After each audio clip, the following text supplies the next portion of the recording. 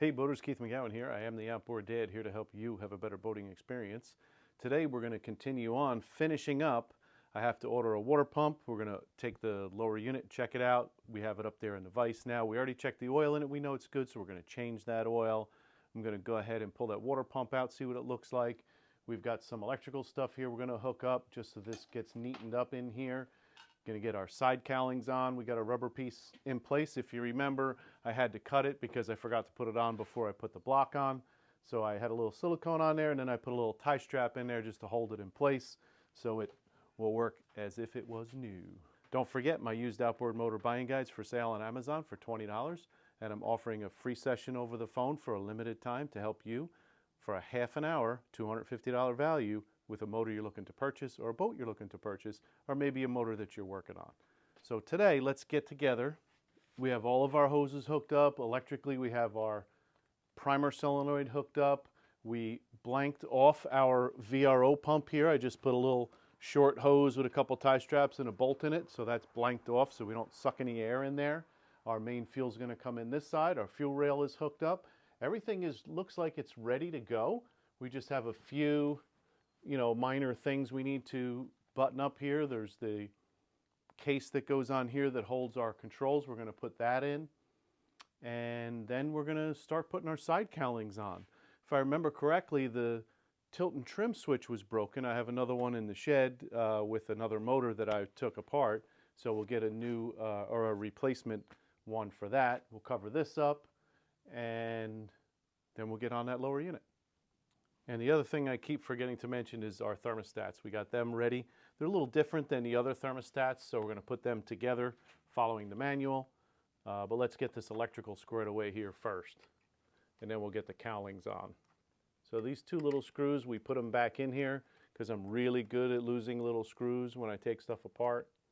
We also have to get a new set of plugs for this, so we're set to go.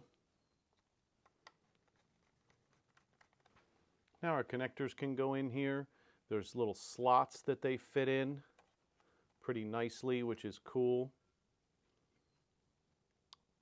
The one for the VRO we will not be using anymore, so we're going to leave that one disconnected.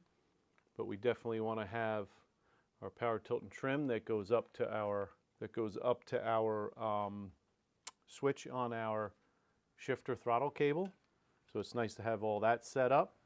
We do have the sending unit for our power tilt and trim, plus there's a switch when it reaches the top so that you can't let's say you had a cowling here or a backsplash or something, so there's an end switch for that as well. So we can get all this stuff hooked up, but I think we need to get this through our side panel before we hook the rest of this up with our power tilt and trim wire as well.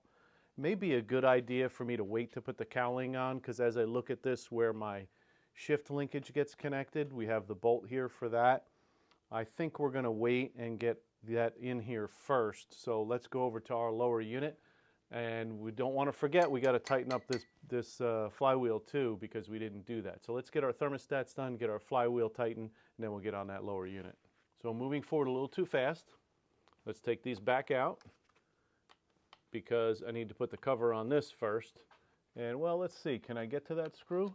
Maybe I can, let's see.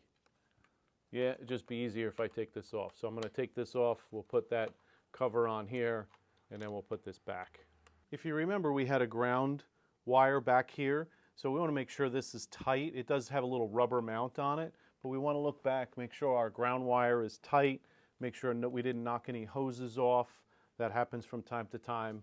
And then we'll go ahead and snap this cover on and get the screws in it. And then we'll put that other one back in place that I already put in once, that I'm putting in again now because I'm human. Okay, so now we'll get this back in here. This has a nice cover too for all the connections. Neatens the job up nice. As I said, this one we're not going to use, so now we can go ahead and put this, we'll just put it on here for now. We're going to have to take it back off again when we go ahead and hook up our ignition wiring, but for now it'll just keep it neatened up. I won't even tighten this all the way, I'll just get a couple turns out of it. And now let's get to those thermostats. With these thermostats, they're a little bit different. I think it's kind of overcomplicated, not sure why they did it this way, but we have a cup that's already there inside the head, right? That kind of stays in there. You could remove it and clean it, but it didn't look too bad. Then we have a small spring, our thermostat with a little tapper inside of it. Then we have a cap with another spring and a washer and then a gasket, right?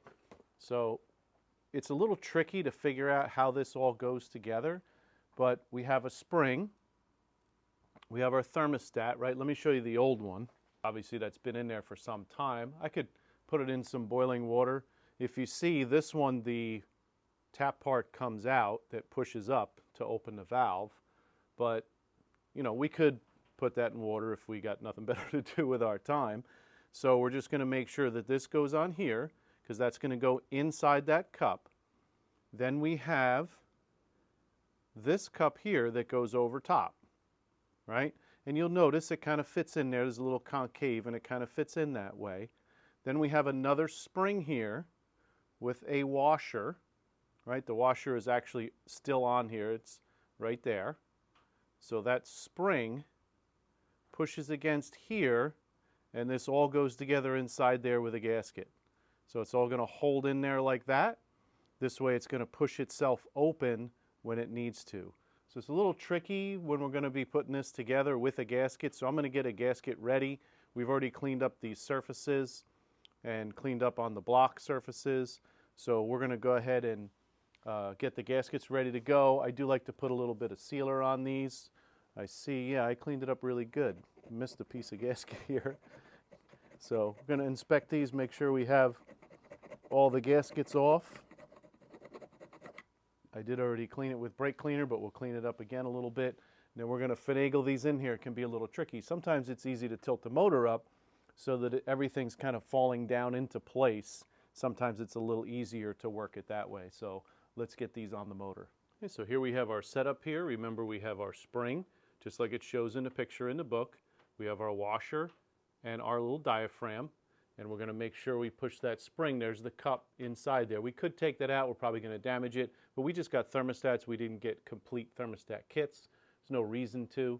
So we'll put that inside there, making sure everything's lined up the way it's supposed to be.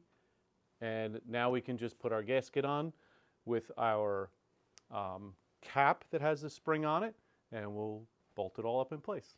So I do like a little bit of sealer on there. I use the high temp here because it's on the engine. It probably doesn't need to be, but I have it, and it's a good silicone sealer, and it seals strong. So a little bit of sealer on there because there is a little bit of pitting. Actually, it looks pretty clean. It's not that pitted, that much pitted, but on the water jacket stuff, I like to do that. So we're all set up here. Everything's in place. We're just going to push this in. Now it is kind of spring loaded, so we have to kind of get our bolts started. And once we get it all down in place, then we can get the other two bolts in and tighten them up. Same thing on the other side. Figured I better do this now before I forget. Tighten up that flywheel.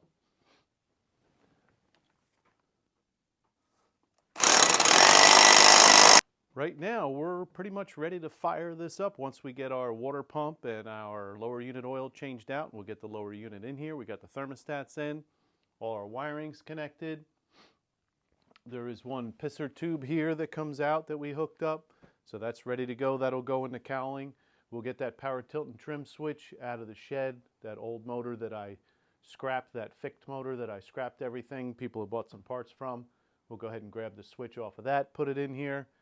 And once we get the lower unit in, we'll check everything and we'll get ready to fire it up. Some spark plugs too. We'll get some new plugs for this. So please like, subscribe, send me any comments that you have, and we look forward to seeing you on the next rebuild. And soon we're going to fire this up. I can't wait. It's my favorite part. Have a great day.